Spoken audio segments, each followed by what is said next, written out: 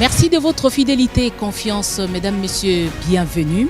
La campagne électorale a été lancée depuis le 20 novembre dernier et nous, sur ce plateau, nous continuons à vous donner l'opportunité de découvrir les programmes, les projets des sociétés de chaque candidat engagé à la présidentielle de décembre 2023. Justement, aujourd'hui, nous allons vous présenter un nouveau candidat, mais avant de l'inviter, je me permets de faire venir sur ce plateau 3 journalistes qui vont m'aider à justement conduire cet échange avec beaucoup de responsabilités. J'invite Kwediasala Faustin, j'invite également Jacques Moulumba et Benjamin Yogolelo, 3 journalistes. Je me permets de citer leurs organes. Faustin est de EcoNews, Jacques Moulumba de RTGA et Benjamin Yogolelo de l'ACP. Voilà, bienvenue. Prenez place s'il vous plaît. Justement, avec ces 3 journalistes, nous aurons 1h30 d'échange pour vous permettre de connaître notre invité. Il s'agit de Noël Tchani, professeur Noël Tchani Modianvita, que j'invite à nous rejoindre également. Professeur, merci d'être là pour aujourd'hui. Ce sera vraiment une occasion pour vous de vous présenter, de présenter également votre projet de société aux Congolais, auprès de qui vous sollicitez le suffrage. Merci d'être là. Vous allez bien sinon? Comme un charme. Très bien, prenez place. Merci. Ce sera un bel échange républicain, comme je l'ai dit tout à l'heure. Noël Tchani Modianvita au studio Maman Nguébi de la RTNC pour parler aux Congolais grâce à ce programme initié par le CESAC à l'occasion de la présidentielle 2023. Pour commencer, Noël Tchani, ce n'est pas la première tentative. Vous étiez là en 2018, vous avez échoué, vous revenez en 2023. Pourquoi vous acceptez de revenir à la présidentielle? D'abord, je voudrais vous remercier de me recevoir à la RTNC et au CESAC aussi. J'étais candidat à la présidence de la République en 2018, effectivement, et je reviens en 2023. Pourquoi? Parce que les raisons qui avaient prévalu à ma candidature de 2018 n'ont pas disparu. Le Congo continue à être un pays très pauvre, très endetté, avec un niveau de chômage inexplicable vu les ressources naturelles dont dispose notre pays. Les enfants n'ont pas l'éducation de qualité comme on aurait souhaité. Les gens n'ont toujours pas accès aux soins de santé comme on le souhaite. Les infrastructures de base font toujours défaut et par conséquent, les défis de développement auxquels le Congo est confronté continuent à être là. Et je pense que j'ai aujourd'hui les compétences, l'expertise et les qualifications pour arriver à trouver des solutions à ces défis de développement. Alors, vous avez les compétences, c'est ce que vous pensez, mais est-ce que les Congolais qui nous suivent peuvent vous connaître davantage? J'ai cité votre nom, je sais que vous aimez les finances, la monnaie, mais qui est Noël Tchani? Noël Tchani, d'abord, la réponse est très simple. Il est des pères et des mères.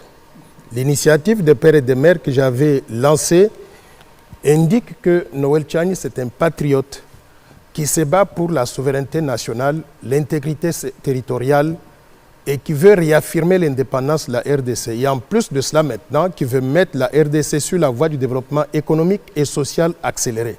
Qui suis-je en réalité pour essayer de trouver des solutions à tous ces problèmes que j'ai énumérés? Docteur en sciences économiques de l'Université de Paris 9 Dauphine, un diplôme post-universitaire à l'Université de Harvard aux États-Unis, un diplôme en leadership et management, 10 ans en tant que banquier commercial et d'investissement dans les grandes banques à New York, 30 ans en tant que directeur de pays à la Banque mondiale à Washington, quelqu'un qui a de l'expérience pour pouvoir gérer les questions de développement, particulièrement les questions que rencontre la République démocratique du Congo dans tous les secteurs d'ailleurs. Voilà Noël Tchani Modianvita que je suis. Merci pour cette présentation. Alors, avant d'ouvrir le débat pour les questions, Noël Tchani, vous revenez solliciter le suffrage des Congolais avec quel programme? Quel est votre projet de société de manière résumée? Mon projet de société, si vous me permettez, je vais essayer de vous le présenter donc dans les détails pour que tout le monde puisse savoir que cette personne est non seulement spécialiste du secteur, mais il est préparé à pouvoir gérer donc la RDC. Vous avez la parole. Mes chers compatriotes, mesdames et messieurs, je m'appelle Dr Noël Tchani Modianvita. Je suis candidat numéro 19 à la présidence de la République démocratique du Congo. Je suis congolais d'origine, congolais de père, de mère et d'épouse congolais d'origine. Je voudrais utiliser mon éducation, mon expérience de banquier commercial et de banquier d'investissement, mon expertise et mon carnet d'adresses à travers le monde pour redresser la RDC qui est gravement malade depuis plusieurs décennies maintenant.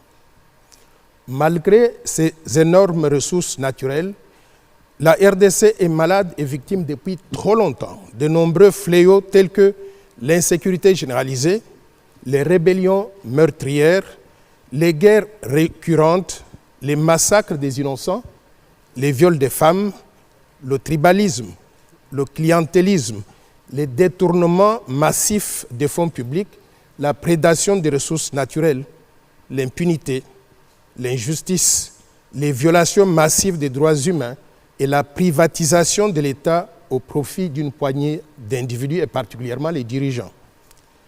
L'absence d'un leadership politique et économique éduqué, compétent, intègre, visionnaire, nationaliste et transformateur de notre pays depuis l'indépendance. Cette absence fait qu'aujourd'hui, le Congo est l'un des pays les moins développés de la planète avec un système de gouvernance tellement anachronique que 85% des revenus des ressources naturelles n'entrent pas dans le budget national, mais plutôt dans des poches des individus. Cette hémorragie prive le pays de ressources importantes pour financer le développement et payer correctement les fonctionnaires de l'État, les militaires, les policiers, les médecins, les infirmiers, les professeurs d'université et les enseignants. Par conséquent, plus de 90% de nos compatriotes vivent dans une pauvreté extrême, sans eau potable, sans électricité, sans moyens de télécommunication et sans accès aux soins de santé de qualité. Cette pauvreté extrême fait que l'espérance de vie à la naissance en RDC n'est que de 49 ans, contre par exemple 90 ans à Monaco et 83 ans en Europe occidentale ou bien aux États-Unis d'Amérique. Le pays est dans l'incapacité d'offrir à sa population un système éducatif et sanitaire et des infrastructures de base dignes de son nom. Notre monnaie nationale, le franc congolais, que moi et d'autres compatriotes avions laborieusement conçu en 1997, ne vaut plus rien aujourd'hui par rapport à sa valeur initiale, à cause notamment des mauvaises politiques économiques et de la mauvaise gestion de la Banque centrale. Le franc congolais est totalement supplanté par le dollar américain, qui représente 95% de notre économie aujourd'hui. Nous sommes une économie dollarisée. L'échec du franc congolais est un coup dur à la souveraineté de la RDC et constitue le signe le plus visible de l'échec des politiques économiques, monétaires et sociales du pays et donc des différents régimes politiques depuis 1997.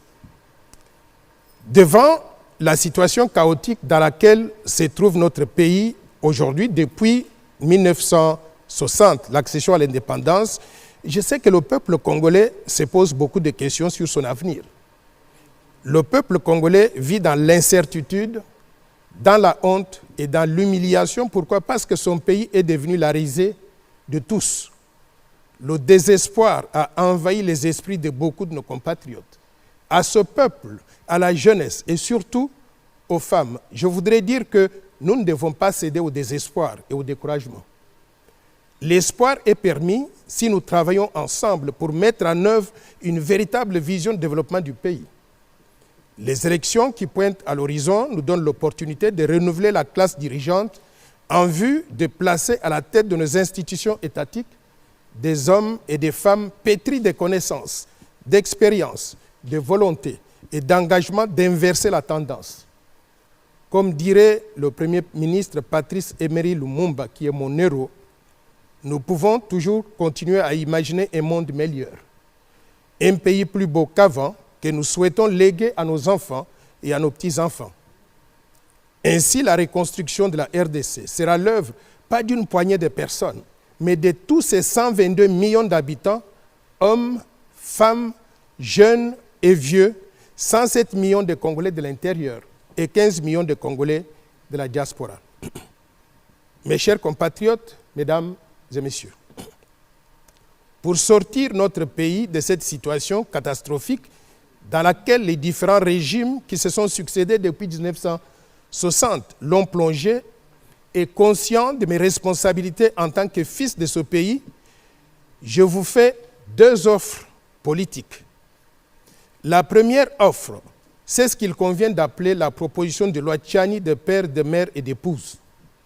Cette proposition de loi ambitionne de protéger la souveraineté nationale, l'intégrité territoriale et de réaffirmer l'indépendance de la RDC en réservant l'accès à certains postes de souveraineté uniquement aux Congolais et aux Congolaises d'origine, nés de père et de mère congolais d'origine, en vue d'éviter des conflits d'intérêts et de rompre avec les trahisons et les rébellions dont le pays est victime depuis quelques décennies.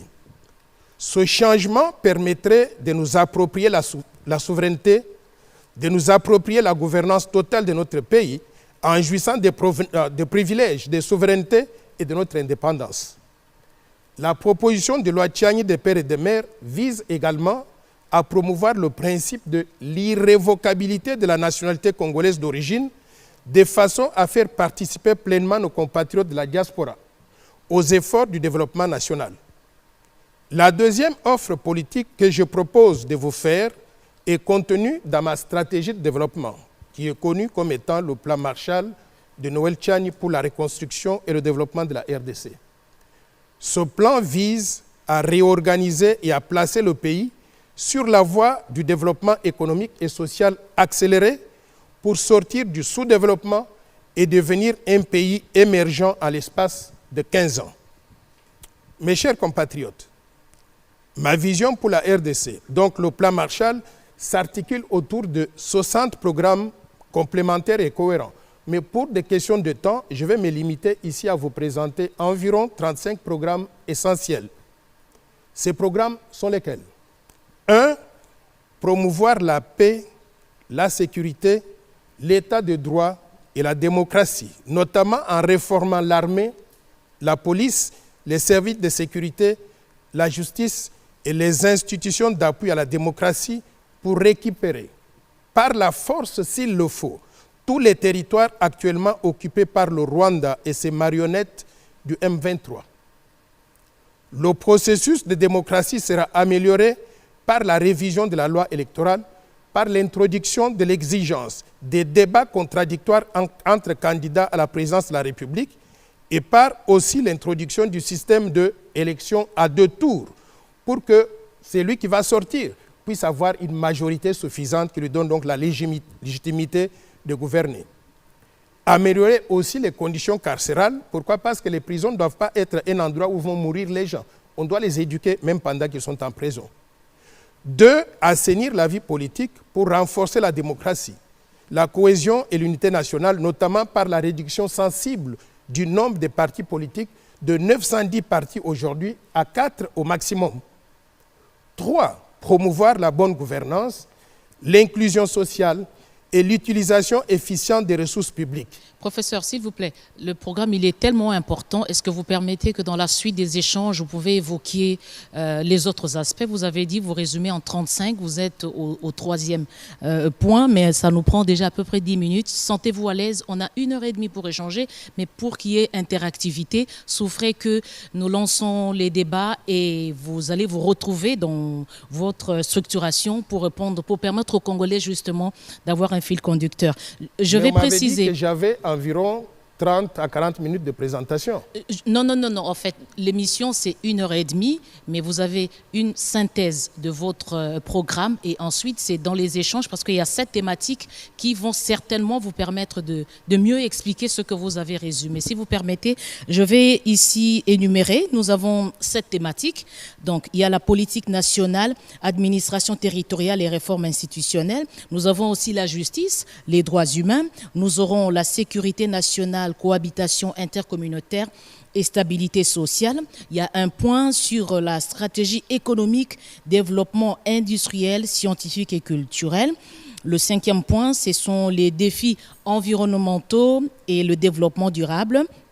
Le 6e point, la diplomatie et le rayonnement international de la RDC. Et le dernier point sera la promotion de la femme, de la jeunesse et des personnes vulnérables. Avec votre autorisation, je vais donner la parole. Je commence par Faustin Kodiasala, une première question pour permettre à notre invité de s'exprimer. Merci. Merci, monsieur le professeur. Moi, je voulais juste vous poser d'abord une question d'entrée de jeu sur... vous vous présentez comme un grand économiste, je ne vous le renie pas non plus, mais le pays que vous voulez diriger, c'est un pays qui est malade.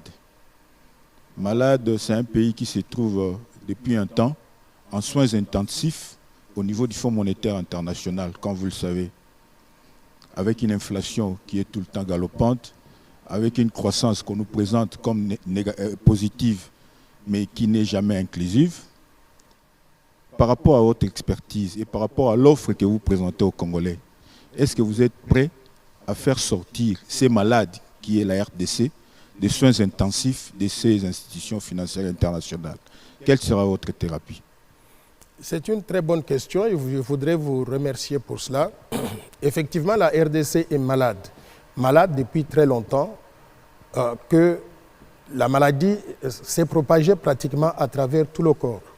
Pour arriver à sortir ce malade des soins intensifs, il faut un médecin spécialiste. Il ne faut pas prendre le malade qui a le cancer un peu partout et l'amener chez un oculiste, parce que l'oculiste va le tuer. C'est un gynécologue, parce que le gynécologue va le tuer. Il faut amener ce malade-là chez un spécialiste, le spécialiste du développement. Et justement, vous êtes en face d'un spécialiste de développement. Avoir été à la Banque mondiale pendant une trentaine d'années, avoir été ce qu'on appelle en anglais country manager, directeur résident de la Banque mondiale, c'est-à-dire le gestionnaire des programmes de la Banque mondiale, donc dans tout le pays. Vous êtes spécialiste de développement. Moi, je pense qu'ici, nous avons un cas où, quand vous regardez tous les candidats à la présidence, celui qui est spécialiste de développement s'appelle Noël Tchani Modianvita. Ayant cette expérience-là, d'avoir travaillé dans les institutions internationales, vous avez mentionné donc le Fonds monétaire international. Je voudrais ajouter que j'ai travaillé avec la Banque mondiale, en collaboration avec le Fonds monétaire, la Banque africaine de développement, avec toutes les agences de développement. Par conséquent, j'ai l'expérience qu'il faut pour arriver à sortir ce malade-là de l'état dans lequel il se trouve aujourd'hui et le remettre sur la voie de développement économique et social. C'est pour cette raison-là qu'avant de me lancer dans la course à la présidence, je me suis dit quels sont réellement les problèmes ou les maladies dont souffre la RDC. Je me suis mis à faire le diagnostic de la situation de la RDC et j'ai coché cela dans ma vision de développement de la RDC. Le plan Marshall pour la reconstruction et le développement de la RDC. Ce livre de 500 pages résume le diagnostic d'abord. Il faut commencer par le diagnostic. Pourquoi ça n'a pas marché depuis 1960 jusqu'à aujourd'hui? Nous avons eu un leadership défaillant depuis 1960, nous avons eu une mauvaise gouvernance, nous avons eu des mauvaises politiques et nous avons eu des mentalités qui laissent trop à désirer. Par conséquent, ayant fait ce diagnostic-là, j'ai proposé maintenant des remèdes en tant que spécialiste de développement. Ces remèdes-là sont contenus dans mon plan Marshall pour la reconstruction et le développement de la RDC. C'est ce plan ici. Pour vous donner une idée de ce que représente donc le plan, je voudrais vous montrer que la RDC manque d'infrastructures aujourd'hui. Si nous avons l'approche piecemeal, c'est-à-dire on va à Kenge au Bandundu, on voit qu'il manque donc une petite route qui va de tel quartier à tel quartier, on construit cette route-là. Et après on va à Kisangani, on voit qu'il y a aussi une petite route qui manque et on ajoute cette route-là. Nous n'allons pas régler les problèmes. Ce que je pense, c'est que nous devons d'abord avoir ce qu'on appelle un roadmap, une carte globale de ce que nous devons faire pour régler tous les problèmes des routes, des chemins de fer, des connexions des provinces. J'ai élaboré cette carte ici. C'est le plan qui montre la nécessité d'avoir des infrastructures routières et ferroviaires pour relier toutes les provinces de la RDC. Et les lignes rouges que vous voyez représentent les prescriptions que le médecin Noël Tchani propose pour la RDC, c'est-à-dire comment construire les autoroutes qui vont partir de Banana et relier pour arriver à Mahagi en province orientale, ou bien partir de Sakania au bas du Katanga, arriver jusqu'à Zongo, à côté de la République centrafricaine, et partir donc d'Nganajika au centre de la République, à n'importe quel coin du pays. Donc les lignes rouges sont des autoroutes qui n'existent pas aujourd'hui, mais qui sont à construire. Les lignes noires que vous voyez sont des chemins de fer. Quand on construit ce réseau ferroviaire-là, des routes et des autoroutes, nous allons connecter toutes les provinces du pays. En réalité, nous avons créé un marché intérieur dans lequel maintenant, les hommes d'affaires, les entreprises privées peuvent produire et circuler leurs produits donc facilement à travers tout le pays. Au-delà de cela maintenant, j'ai proposé autre chose, qu'il faut que nous regardions les villes congolaises. Vous êtes originaire de quelle ville? Chani, justement, juste le temps de recadrer un tout petit peu, parce que la première thématique, c'est sur la politique nationale, les réformes institutionnelles que vous comptez initier une fois que vous remportez la présidentielle. Jacques Moulouba, je crois que c'est dans ce sens. Hein. Oui, merci, M. Noël Chani. Je m'en vais vous poser la question. Nous avons suivi votre plan Marshall pour sortir la RDC de la crise actuelle. Mais si je ne me trompe pas, vous vous représentez en indépendant, n'est-ce pas? Vous sollicitez le suffrage de la population en tant qu'indépendant. Or, pour asseoir votre politique, votre programme d'action, vous devez avoir une majorité parlementaire, n'est-ce pas? Alors, en indépendant, qu'est-ce que vous ferez? Quelle sera votre stratégie pour que, une fois élu, vous ayez une majorité parlementaire qui puisse accompagner votre plan Marshall ou l'exécution de votre plan? Je vous informe que je me présente à la présidentielle en tant que candidat indépendant. Mais j'ai aussi un parti politique qui s'appelle la Force du Changement, qui a présenté des candidats à la députation nationale. Donc, ces candidats à la députation nationale et provinciale, s'ils arrivent donc à gagner, moi je me suis mis au-dessus de la mêlée pour être à mesure d'être libre, de travailler avec mon parti, mais également avec d'autres partis qui feraient partie de la même majorité. Par conséquent, j'espère que si je gagne la présidence de la République, nous allons manœuvrer pour avoir suffisamment de députés qui constituent la majorité afin que nous puissions être à mesure de mettre en œuvre le programme de développement que je viens de vous présenter. Manœuvrer, le mot me fait tiquer un peu. Quel est le sens que vous donnez à ce concept? Vous allez manœuvrer pour avoir une majorité parlementaire. Ça signifie quoi exactement? Vous posez une très bonne question. Manœuvrer, ça veut dire convaincre les gens à adhérer à notre vision. Aujourd'hui, vous savez par exemple que nous avons sur la table de l'Assemblée nationale la proposition de loi Tchani de pères, de mères et d'épouses. Cette proposition-là a pratiquement créé un mouvement parmi les Congolais. Ceux qui se sentent concernés par cette vision, ils sont avec nous. Ils seraient disposés à pouvoir travailler avec nous quand on leur présentera non pas simplement la loi Tchani de pères et de mères, mais en plus de cela, le plan Marshall lui-même. C'est-à-dire convaincre les gens à adhérer à notre vision et par conséquent à travailler dans une équipe commune avec nous. Benjamin Yogolelo. Monsieur Noël Chani, vous avez parlé de réformes au niveau des institutions politiques. Nous avons actuellement un Parlement avec 2 chambres. Est-ce que dans le cadre de la réforme que vous préconisez, vous allez laisser cette architecture politique avec un Parlement à 2 chambres ou vous allez pouvoir procéder à une réforme en ce moment-là? Nous envisageons dans le cadre du plan Marshall des réformes institutionnelles profondes pour soigner la RDC malade, pour utiliser donc les mots qu'a utilisé Françoise Bouela. Quelles sont ces réformes-là? D'abord au niveau de notre Parlement. Nous avons un Parlement de 2 chambres, une Assemblée nationale de 500 députés et un Sénat de 108 sénateurs. Nous pensons que ce pays ici n'a pas suffisamment de ressources pour justifier ce modèle bicéphale de Parlement qui a été copié sur le modèle américain, mais les Américains ont plus de moyens que nous. Par conséquent, personnellement, je pense, et dans le cadre du plan Marshall, nous envisageons de pouvoir supprimer le Sénat et de garder une Assemblée nationale, mais avec une taille réduite. Au lieu de 500 députés, nous pensons que nous pouvons réduire le nombre de députés par province à 10 députés par province. Au lieu de 500 députés, ça nous ferait 260 députés.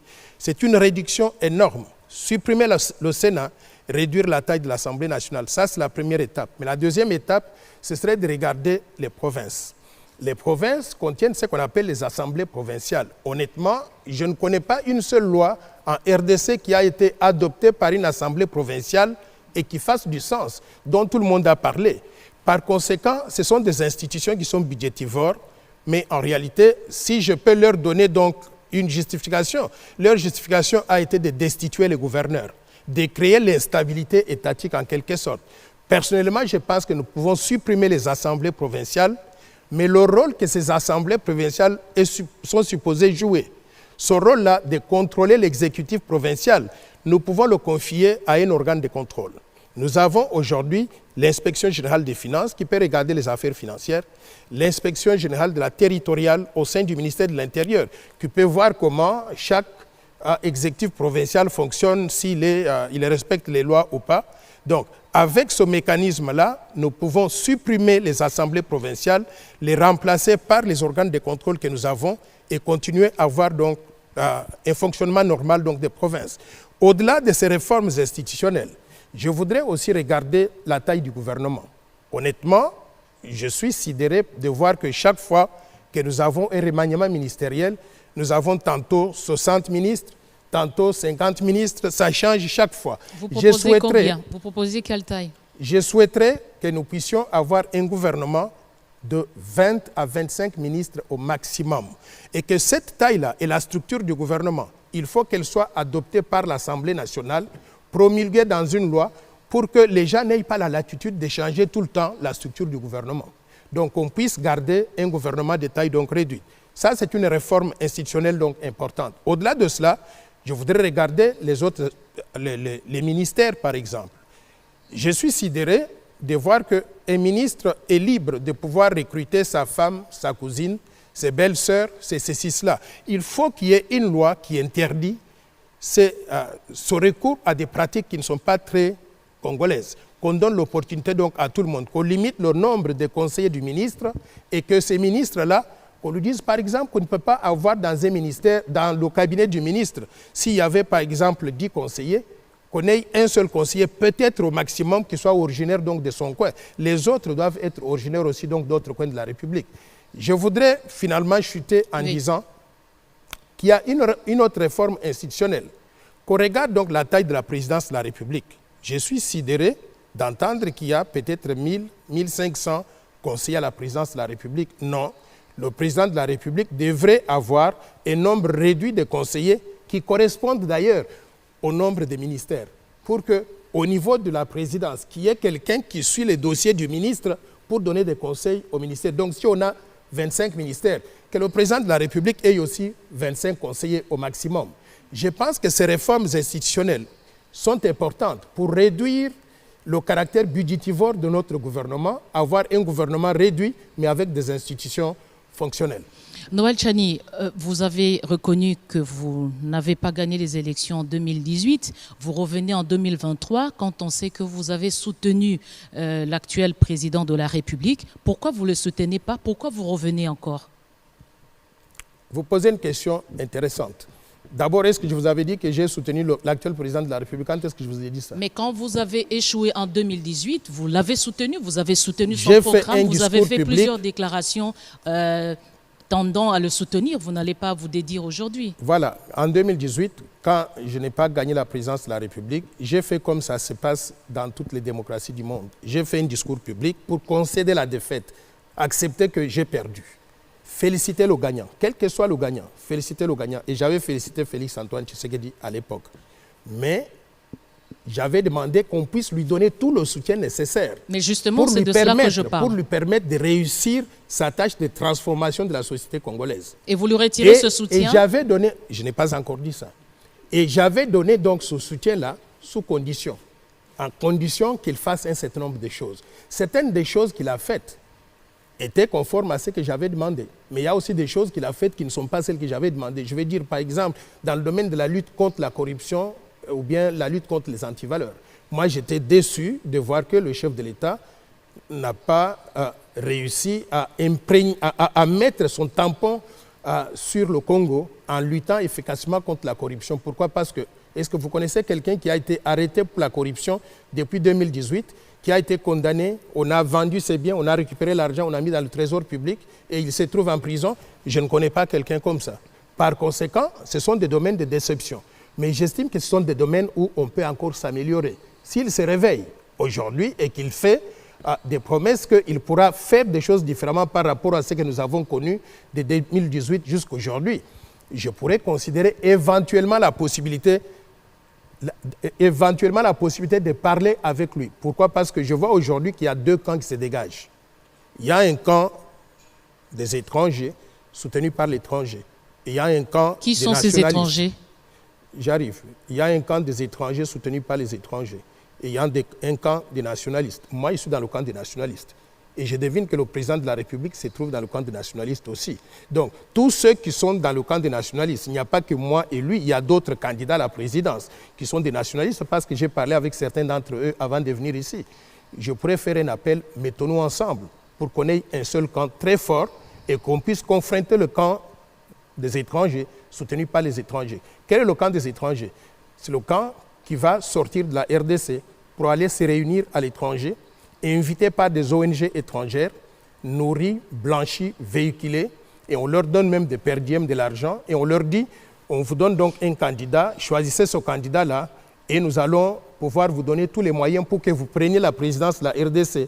Et en ce moment-là, vous devenez nos marionnettes. Est-ce que ce ne serait pas votre imagination? Parce ce que n'est pas Congo, notre imagination. Plusieurs fois, il y a eu des discussions en dehors de Kinshasa, en dehors du pays, pour faire avancer notre démocratie. Benjamin, une question pour terminer ce point. La justice, parce que vous reprochez un certain nombre de choses à l'actuel président et à son gouvernement de n'avoir pas sanctionné les corrompus.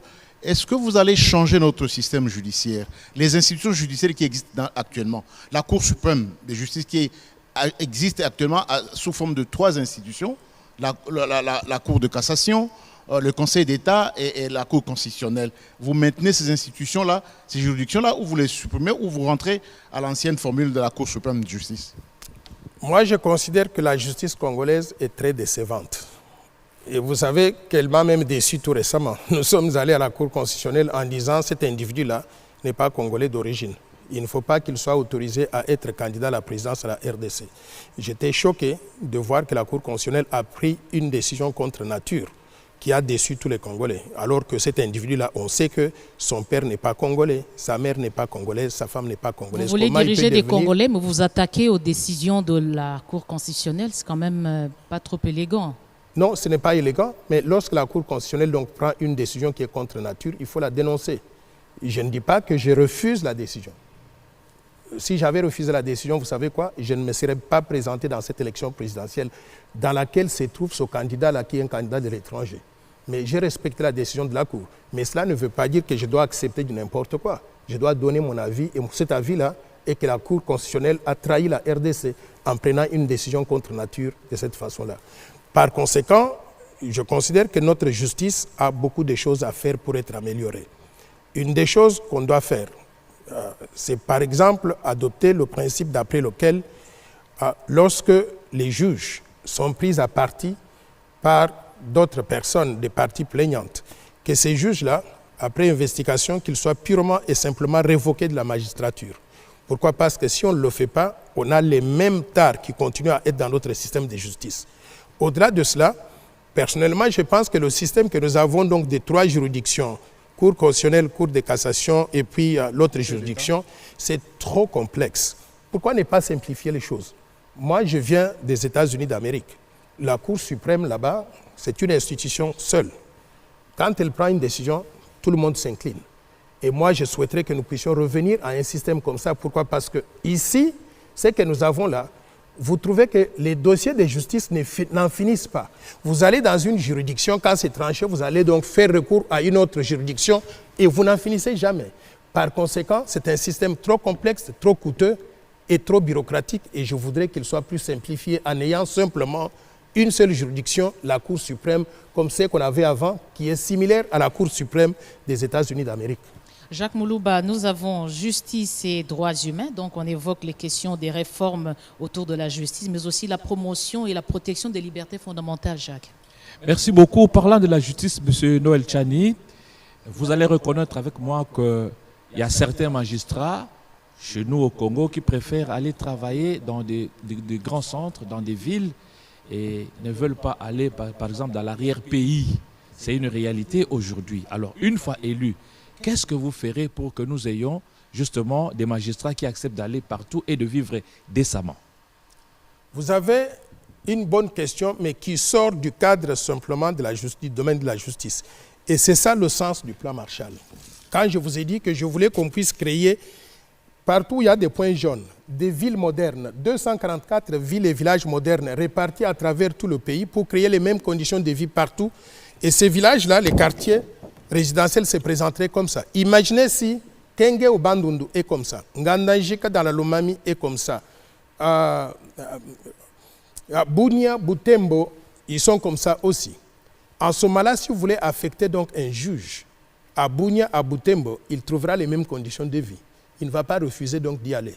Ce qui se passe aujourd'hui, c'est que l'argent public est dépensé essentiellement dans un seul coin et le reste du pays est paupérisé. Par conséquent, quand vous envoyez un juge dans ce coin-là, il sent comme si vous l'avez envoyé donc à la mort. Créons les mêmes conditions de vie partout pour que les juges trouvent indifférent de vivre à Kinshasa, à Nganajika, à Bunia, à Kenge ou n'importe où. Ça, c'est la première chose. Mais la deuxième chose, je souhaiterais que notre pays introduise ce qu'on appelle le système des salaires minimum garantis. Je n'ai jamais vu un pays où vous faites le même travail, cette personne-là touche $100 et l'autre personne touche $5,000 et la troisième personne touche $25,000. Ça ne marche pas comme ça. Il faut qu'on puisse réglementer, qu'on introduise le système des salaires minimum garantis. Moi, dans le cadre de la vision de développement que je vous présente, je propose un salaire minimum garanti de $1,000 par mois au moins. En fonction des grades, bien sûr, les gens vont gagner beaucoup plus.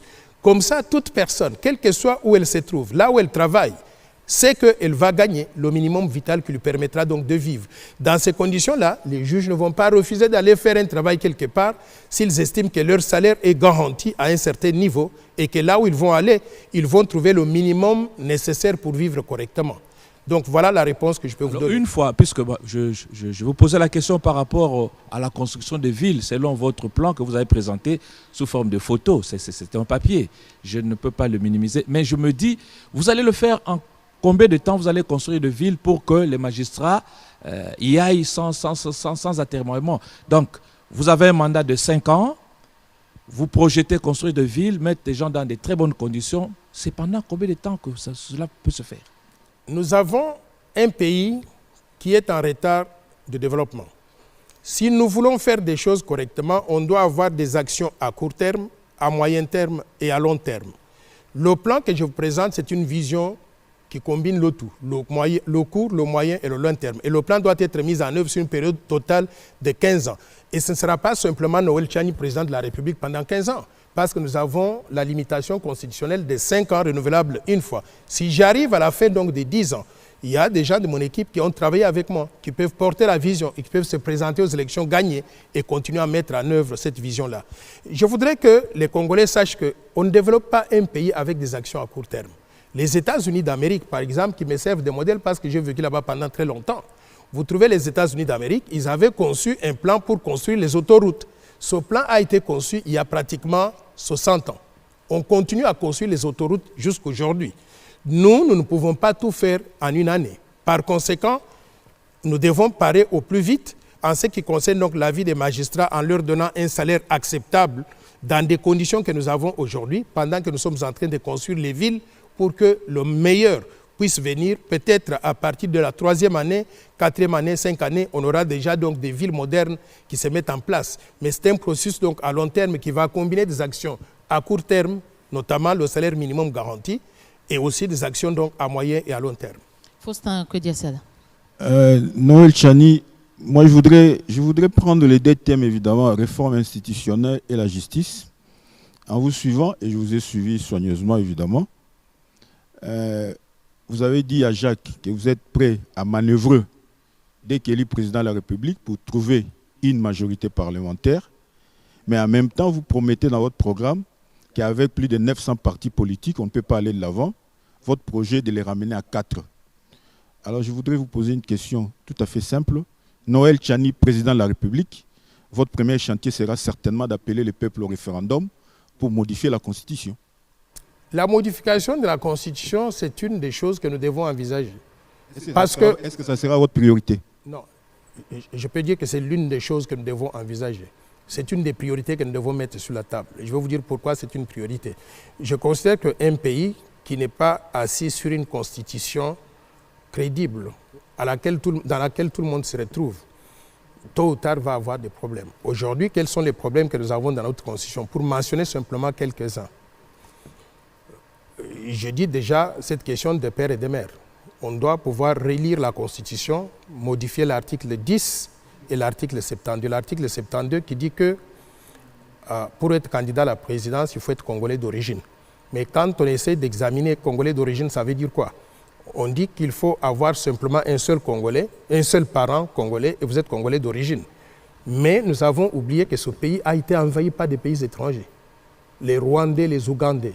Et il y a eu toutes les armées du monde venues dans le cadre des programmes de la MONUC ou bien de la MONUSCO. Tous ces militaires-là, ils ont fabriqué des enfants. Certains des enfants qu'on a fabriqués ici avec nos filles ou les femmes congolaises sont des enfants congolais, bien sûr, on les accepte. Mais il y a des enfants stratégiques qui ont été planifiés par certains pays extérieurs pour que quand ils arrivent à 30 ans, ils puissent se présenter candidats à la présidence.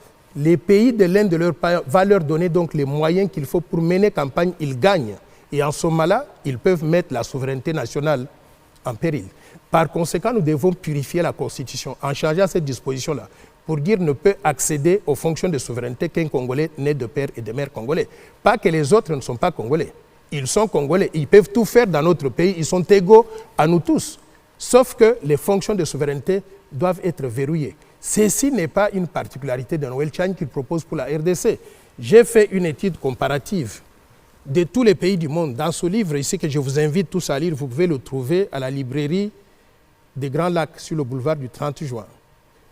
J'ai fait une étude comparative pour montrer quels sont les pays qui ont adopté ces dispositions-là, à commencer par les États-Unis d'Amérique. Aux États-Unis d'Amérique, on a 350 millions d'habitants. 125 millions ne sont pas éligibles pour les fonctions de souveraineté. Parmi ces 125-là, vous trouvez des gens célèbres comme Henry Kissinger, qui était secrétaire d'État, Madeleine Albright, qui était secrétaire d'État, ou Arnold Schwarzenegger, qui était gouverneur de l'État de Californie. Ils ne sont pas morts parce qu'on leur a dit que vous ne pouvez pas accéder à la souveraineté suprême, à la magistrature suprême.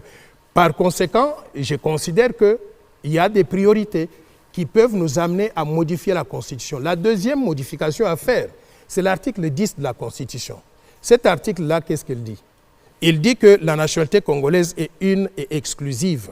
Ça veut dire que si vous prenez une autre nationalité étrangère, c'est fini, vous n'êtes plus congolais. Et vous savez combien de Congolais nous avons perdus à cause de cette disposition-là? 15 millions de Congolais qui sont dans la diaspora. La plupart d'entre eux étaient forcés par les événements à prendre la nationalité du pays de résidence pour être en mesure soit d'étudier, soit de trouver du travail, gagner de l'argent, supporter les familles qui sont restées ici au Congo. Par conséquent, changeons cette disposition-là en disant la nationalité congolaise est irrévocable. Quand vous êtes Congolais, on ne peut pas vous enlever ça. Vous devez rester Congolais jusqu'à la fin. Donc, s'il faut changer la Constitution, rien qu'en commençant par ces deux articles-là, il faut le faire. Mais il y a d'autres articles que nous devons examiner. Toutes les autres dispositions, vous ne touchez pas. Pardon? Toutes les autres dispositions de la Constitution, vous ne touchez pas. Non, je n'ai pas dit ça. Il y a par exemple l'article qui porte sur la monnaie congolaise. Je crois que ça doit être l'article 170, qui dit que la monnaie de la RDC, c'est le franc congolais. Et on continue en énumérant les fonctions de la Banque centrale, mais quand vous voyez ce qui se passe sur le terrain, vous réalisez que la vraie monnaie de la RDC aujourd'hui, est-ce que c'est le franc congolais? C'est le dollar américain. Nous devons penser à pouvoir purifier notre constitution pour tenir compte des réalités. S'il faut interdire le dollar américain, la circulation, il faut le dire ouvertement pour que les gens sachent que la circulation concomitante des devises étrangères et du franc congolais n'est pas autorisée. Donc il y a plusieurs dispositions comme ça que nous pouvons. Je voudrais par exemple qu'on introduise donc dans la Constitution la question des salaires minimum garantis, qui doit refléter le pouvoir d'achat de la population. Sinon, on continue à payer nos gens avec des salaires de misère qui ne leur garantissent absolument pas de pouvoir d'achat. Très bien, là vous avez été clair. Mais je reviens sur cette question de nationalité. Noël Tchani, vous avez été appuyé par un député national pour tenter d'inscrire à l'ordre du jour de cette législature cette proposition de loi. Ça n'a pas marché. Pourquoi vous y tenez? Vous ne comprenez pas que peut-être ça divise au contraire par rapport à ce que vous pensez? Mais vous posez une question sur des fausses prémices. Vous dites que ça n'a pas marché. Qui vous a dit que ça n'a pas marché? Parce que ça n'a jamais été inscrit. Je parle de ces principes. Je parle des faits. Je ne parle pas des émotions ou des manifestations. Cette loi, vous êtes d'accord avec moi que ça n'a pas été inscrit dans l'ordre du jour, mais vous y tenez. Pourquoi vous ne comprenez pas peut-être qu'il faudrait passer par d'autres voies, des discussions pour finalement avancer? La prémisse que vous avez, elle est fausse parce que la loi n'a pas été rejetée par l'Assemblée nationale. Et j'ai parlé avec le président Mbosso il n'y a pas longtemps. Il m'avait garanti qu'on devait la présenter dans cette session ici, Mais étant donné que la session était courte, les gens devaient partir en vacances parlementaires pour aller faire campagne. Donc, il y a plusieurs lois, non pas simplement cette loi ici, n'a pas été rejetée par l'Assemblée nationale. Mais pourquoi elle n'a jamais été inscrite? Mais elle était inscrite. Mais elle en était fait, même jamais programmée. soumise au débat. Mais vous savez combien de lois sont inscrites à l'Assemblée nationale sur l'agenda de l'Assemblée n'ont pas été soumises au débat? Il y en a plusieurs. Cette loi n'est pas une particularité. Et d'ailleurs, c'est l'une des raisons pour laquelle je me présente comme candidat à la présidence de la République, mais également candidat à la députation nationale pour la Lukunga, numéro 489. Pourquoi? Parce que si je passe député, même si je ne suis pas président de la République, cette loi sera la priorité. Ma priorité que je vais mettre sur la table de l'Assemblée, il faudra qu'on puisse voter pour la loi Tchani de Père et de Mère. Mais maintenant, à supposer que je sois président de la République, je vais user de tous les pouvoirs pour travailler avec l'Assemblée nationale, pour que cette loi-là devienne la loi de la terre, pour que plus jamais un étranger ne puisse oser se présenter à la présidence de la République dans notre pays. Oui, Benjamin. Monsieur Noël Tchani, la Constitution de la RDC garantit les libertés fondamentales, notamment la liberté d'expression et d'opinion. Une fois élu président de la République, est-ce que vous pourriez modifier certaines dispositions de la Constitution en cette matière-là de liberté d'opinion et d'expression? Je pense ici aux médias publics. Est-ce que vous avez à redire sur la qualité du contenu éditorial et des médias publics? Je suis pour la liberté de presse, la liberté d'opinion. Je soutiendrai cela mordicus et je soutiens ce qui est marqué dans la Constitution. Cependant, je veux que la liberté de presse et la liberté d'opinion soient exercées de façon responsable. J'ai connu moi des cas personnels où je vois un journaliste qui vient, mais ce journaliste en réalité n'est pas un journaliste. C'est une marionnette envoyée par un ennemi politique pour venir donc me descendre. Ces genres de journalistes-là ne méritent pas d'être des journalistes. Si je suis président de la République, je voudrais encourager les organes de surveillance des médias et des organes de communication pour bouter dehors de ce secteur-là de tels journalistes qui n'ont pas de déontologie professionnelle. Mais je suis pour la liberté de la presse qui doit être exercée avec responsabilité par tous ceux qui sont des professionnels de ce secteur-là. Monsieur Noël Tchani, on va prendre la sécurité nationale, la cohabitation intercommunautaire et la stabilité sociale. Que prévoit votre plan sur cette question de sécurité? Sur la question de sécurité, je voudrais dire d'abord que c'est la priorité des priorités. C'est pour cela que ça se trouve au numéro 1 des 60 programmes du plan Marshall que j'ai voulu vous présenter dans les détails ici. Qu'est-ce que nous envisageons de faire? Nous considérons qu'un pays comme la RDC ne peut pas éternellement menacé par ses voisins. Et parmi des voisins-là, des plus petits qui puissent exister sur la planète. Nous devons avoir une armée, une police et des services de sécurité de qualité. Pour cela, nous devons faire l'inventaire de tous les éléments en uniforme, dans la police, dans l'armée, dans les services de sécurité. Et nous devons aussi maintenant faire des calculs pour savoir, avec un pays de 122 millions d'habitants, on a besoin de combien de militaires? En fait, vous revenez sur les 122 millions. D'où tirez-vous ces chiffres, s'il vous plaît? Je tire cela de statistiques qui sont connues de tout le monde. Si vous regardez sur Internet, World Population Count, donc le système de comptage de la population, une fois des prévisions, vous allez trouver qu'on a un chiffre de 107 millions d'habitants de la population congolaise. Cette population-là, c'est la population à l'interne. Mais nous savons aussi qu'il y a des statistiques qui indiquent que dans la diaspora, nous avons 15 millions de Congolais qui vivent là-bas. Vous accordez donc crédibilité je prends 15 à ce millions plus les 107 millions et ça nous donne donc 122 millions. Donc mais vous dans ce domaine-là, crédit à ce chiffre parce que vous savez qu'il y a un problème de recensement des statistiques de population. Vous êtes un mais candidat c'est la raison et puis pour vous parlez laquelle des chiffres. C'est la raison pour laquelle nous avons un problème de recensement, la raison pour laquelle on n'a pas de chiffres fiables. Moi, j'ai utilisé une base qui est scientifiquement justifiable. Donc maintenant, si on fait le recensement et qu'on trouve que ce chiffre... Et d'ailleurs, j'anticipe que quand on va faire le recensement, on aura une surprise. On risque de trouver que la population congolaise est de 150 millions. Pourquoi? Parce qu'il y a tout plein de villes qui ont tout plein de gens qui n'ont jamais été comptés. Donc, je souhaite, dans le cadre du plan d'ailleurs, c'est l'une des activités qui est envisagée, le comptage et le recensement de la population et la livraison des cartes d'identité à chaque citoyen et aussi d'un numéro de sécurité sociale qui permettent à chaque personne, dès sa naissance, d'être identifiée et d'être comptée. Vous parlez des voisins. Voilà. À la Alors République maintenant, ce qui concerne la démocratique du sécurité, Congo. je disais qu'il fallait qu'on puisse réformer l'armée, la police, les services de sécurité. Et nous savons qu'il y a des pays voisins qui se sont moqués de la RDC depuis trop longtemps. Ils vont chez eux, ils recrutent des gens, on leur donne des armes et on les appelle des rebelles, on dit allez attaquer la RDC pour nous déstabiliser.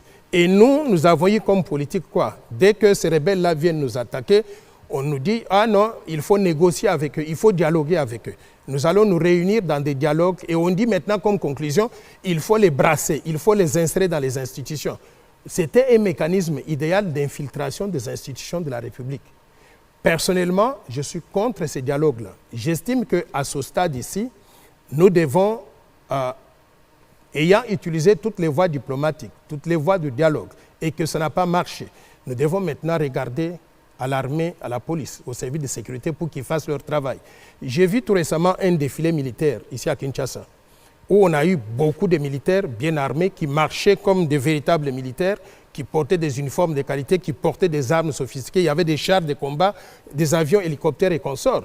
Il est temps que nous puissions utiliser cette force de frappe-là pour pouvoir neutraliser tout pays voisin qui se moque de la RDC. Par conséquent, je pointe du doigt le Rwanda voisin. Tant que nous n'avons pas frappé le Rwanda avec notre armée et que nous n'avons pas détruit la capacité militaire du Rwanda, je vous assure que notre pays n'aura pas de paix.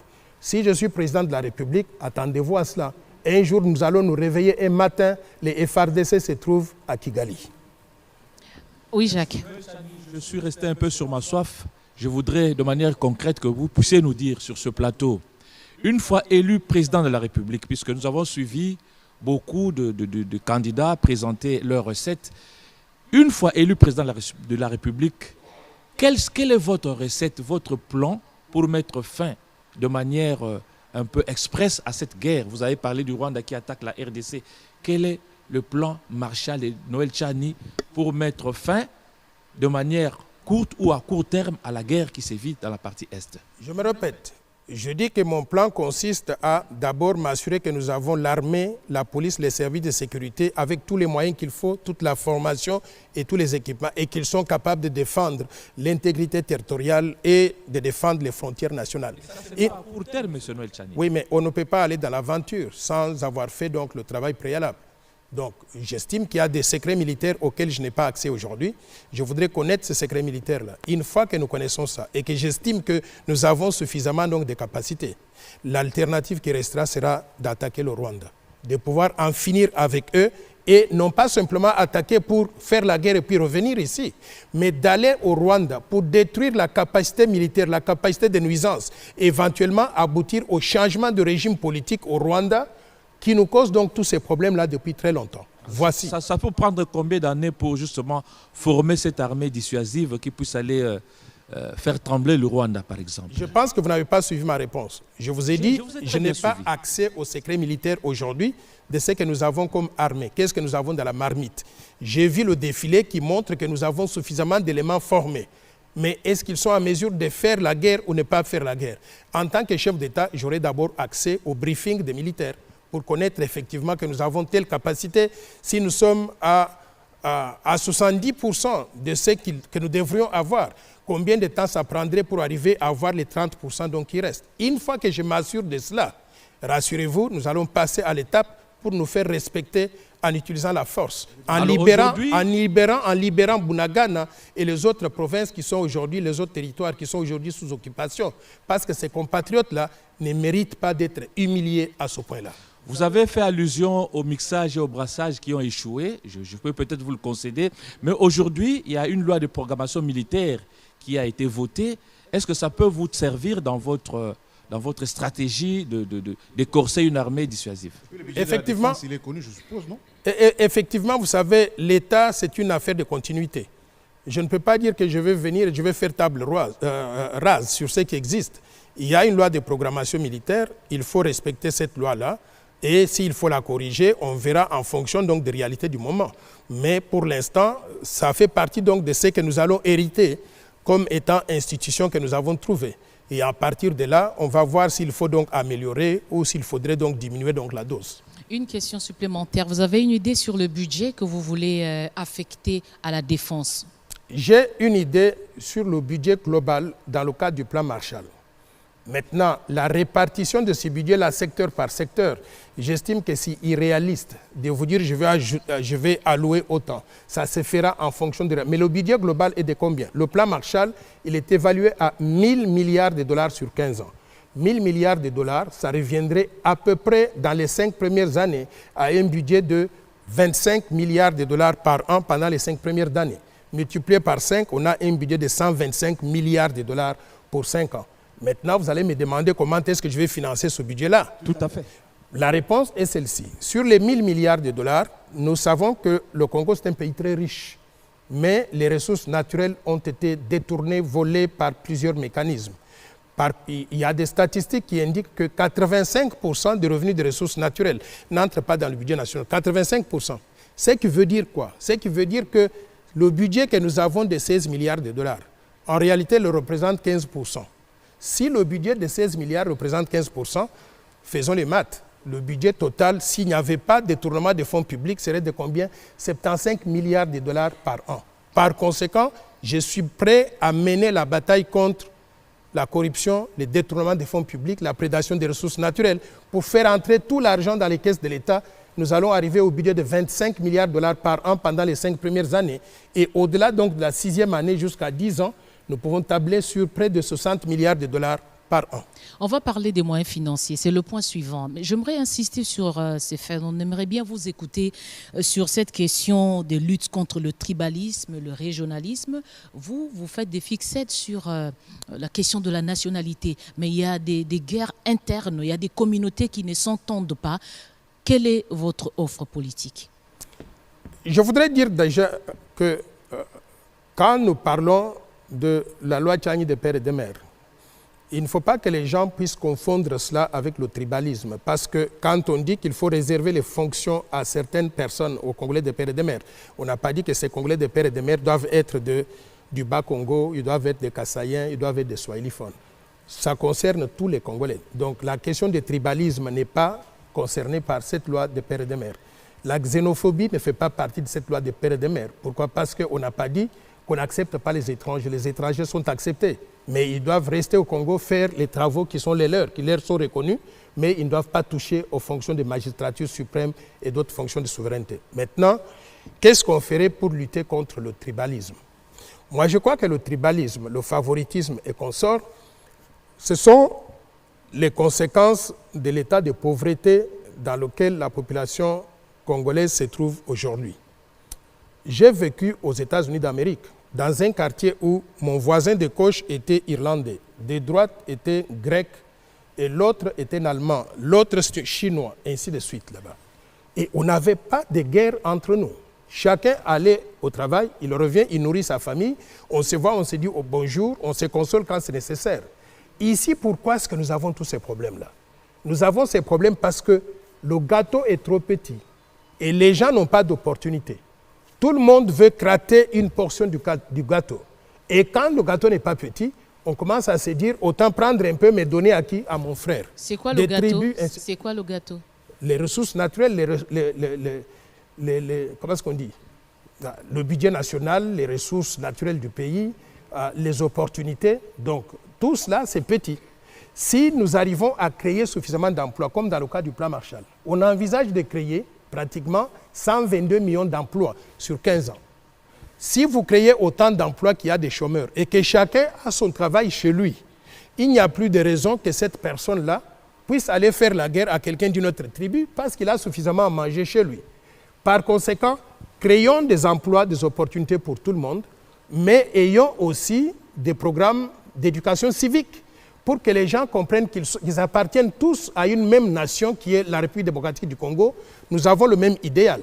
Quand on leur donne ces cours de civisme, de morale, et qu'on leur enseigne à ne pas verser donc dans les conflits d'intérêts, et que le gâteau est suffisamment grand pour que chacun ait sa part, en ce moment-là, je pense que le tribalisme va disparaître de lui-même. D'accord. On va prendre maintenant la question liée aux chiffres. Les stratégies économiques, développement industriel, scientifique et culturel. Que dire ça là? Bon, évidemment, j'avais une question à vous poser sur la politique sécuritaire, mais comme on a changé de thématique, Dans l'opinion, M. Tchani, on vous présente, les gens vous connaissez plus comme quelqu'un qui était très critique vis-à-vis de la Banque centrale, qui était très critique vis-à-vis de la Banque centrale du Congo. Aujourd'hui, vous vous présentez un candidat président de la République. Qu'est-ce qui est prioritaire? Est-ce la Banque centrale ou les pays, à votre niveau? Les deux sont prioritaires. Et je vais vous dire, je suis content que les gens me voient comme quelqu'un qui est très critique vis-à-vis de la Banque centrale. Mais ils ont oublié que je suis très critique vis-à-vis du pays aussi. Je veux que mon pays marche bien.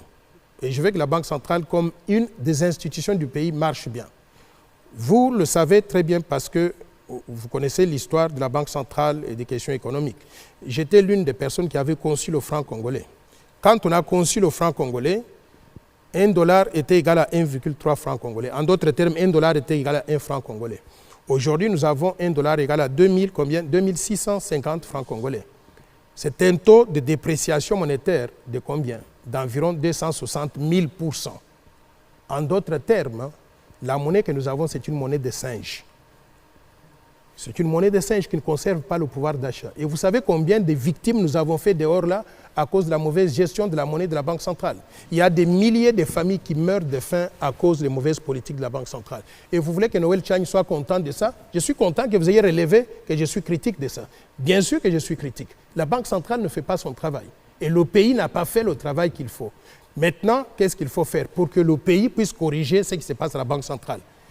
Aujourd'hui, la Banque centrale du Congo, vous connaissez le capital de la Banque centrale?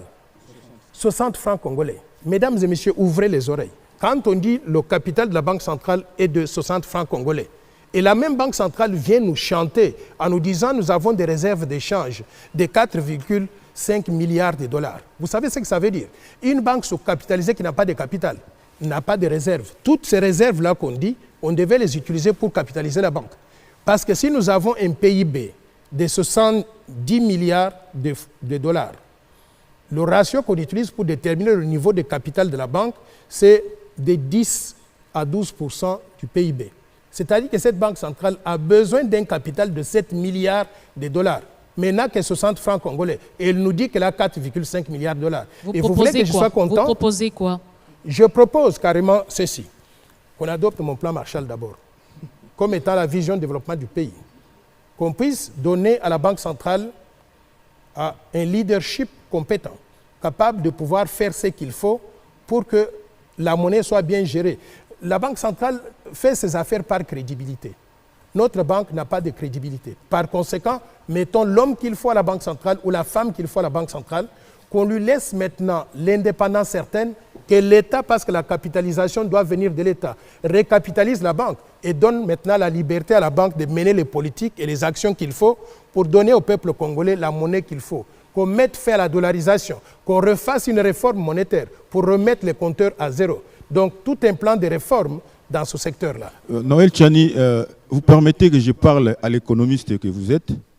Comme je l'ai dit tantôt, quand il s'agit de la Banque centrale, là, vous déployez la grande artillerie. Vous venez même de le faire tout à l'heure. Mais aujourd'hui, de plus en plus, je vous ai posé une question tantôt sur comment on peut s'affranchir de Fonds monétaire international. Aujourd'hui, au niveau de la Banque centrale du Congo, la priorité, c'est l'inflation. Vous connaissez. Parce que depuis toujours, ce qu'on nous recommande, il faut une politique monétaire resserrée qui conduit certainement à une baisse des liquidités bancaires. Et la conséquence, c'est la baisse des crédits bancaires. Et à la fin, on se retrouve avec une baisse de la demande et un tarissement des investissements. Aujourd'hui, vous vous présentez comme candidat président de la République. Est-ce que vous avez une potion magique pour que vous amenez le pays à poursuivre et la lutte contre l'inflation et en même temps créer les conditions de croissance? Question excellente. Félicitations pour ça. Et je vais vous dire ceci. C'est que pour comprendre comment le Fonds monétaire et la Banque mondiale fonctionnent et ce que ces deux institutions sont capables de faire pour un pays, il faut peut-être avoir été à l'intérieur pour comprendre ce qui se passe. Mais au niveau des pays, il faut qu'il y ait un autre état d'esprit. Pas simplement avaler des choses qu'on vous fait avaler comme des petits-enfants. Je voudrais dire que le rôle de la Banque centrale dans cette phase de développement économique de la RDC doit aller au-delà simplement de la simple maîtrise de l'inflation, la simple conduite de la politique monétaire. Je vous donne quelques éléments qui vont vous permettre de voir que nous n'avons pas fait ce travail-là. Premier élément. La question, c'est qu'est-ce que vous proposez? C'est ça que je propose. C'est ça que je propose. Oui. La première question, c'est que nous devons repenser le système financier congolais. Quand nous avons un système financier composé de 15 banques commerciales, et on dit la politique de la Banque centrale, c'est de pouvoir amener les banques à faire plus de crédits à l'économie. Mais ces banques-là n'obéissent pas à la Banque centrale pour deux raisons. Un, ce sont des banques étrangères qui ont des impératifs qui échappent donc à la souveraineté congolaise, des banques étrangères. Deux, qui opèrent dans un environnement où la Banque centrale n'a pas le contrôle de la monnaie nationale. La Banque centrale, vous savez que les dépôts bancaires aujourd'hui, 95% des dépôts bancaires se trouvent en dollars américains. Et le dollar américain, ce n'est pas la monnaie de la Banque centrale du Congo. La Banque centrale du Congo, elle gère le franc congolais.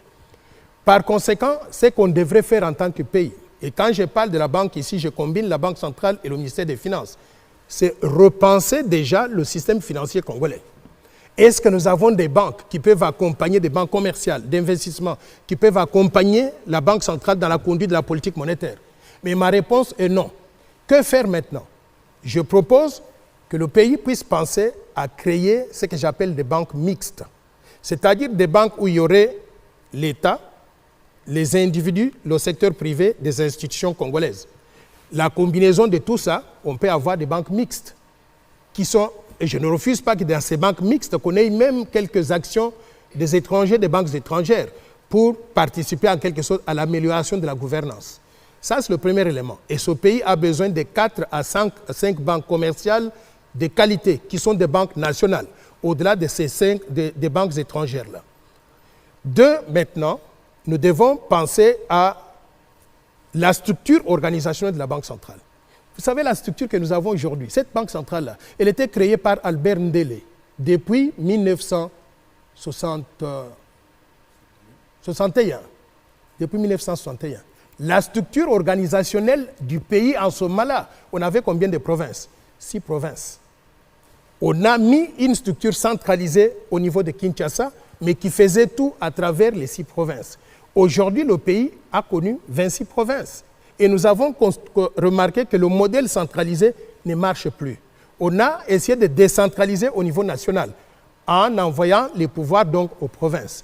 Mais la Banque centrale a conservé la même structure de 1961. Sur la Banque centrale, ça, c'est important. Ça, oui, c'est important. Laissez-moi finir. Oui. Laissez-moi finir cette portion-là. Oui, rapidement. Oui. Voilà. Donc, je pense que nous devons repenser la structure organisationnelle de la banque pour adopter un modèle de banque décentralisé. Je ne vais pas mentionner tout le temps les États-Unis d'Amérique, mais en Europe, c'est ça qu'ils ont aujourd'hui, aux États-Unis. Donc, un modèle de banque centrale décentralisé pour rapprocher l'Institut de mission des populations et des provinces, pour que les données des provinces, du terrain, soient prises en compte dans la conception de la politique monétaire. Ça va améliorer considérablement la crédibilité. Vous êtes plus à l'aise comme gouverneur, candidat gouverneur de la Banque centrale que candidat président de la République. Benjamin, vous allez continuer. Je vous vois plus à l'aise comme gouverneur de la Banque centrale que président de la République. Mais si je suis gouverneur de la Banque centrale, rassurez-vous que je vais donner à quiconque serait président de la République des véritables conseils. Je lui dirai non lorsqu'il le faut, oui lorsqu'il le faut. Monsieur je Tchani. Ne serai pas une marionnette qui serait là pour dire oui, oui, oui, alors Tchani, que ça ne marche pas. Monsieur Tchani, Benjamin. qu'est-ce que vous nous donnez comme piste de solution ou réforme en matière de dollarisation?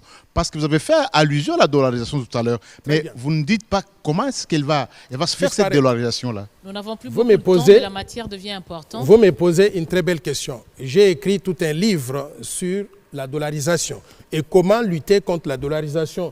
Un autre livre sur comment il faut réorganiser la Banque centrale du Congo et qu'elle soit à mesure de lutter contre la dollarisation. Je considère que la dollarisation, la lutte doit commencer déjà par des acteurs qui sont crédibles.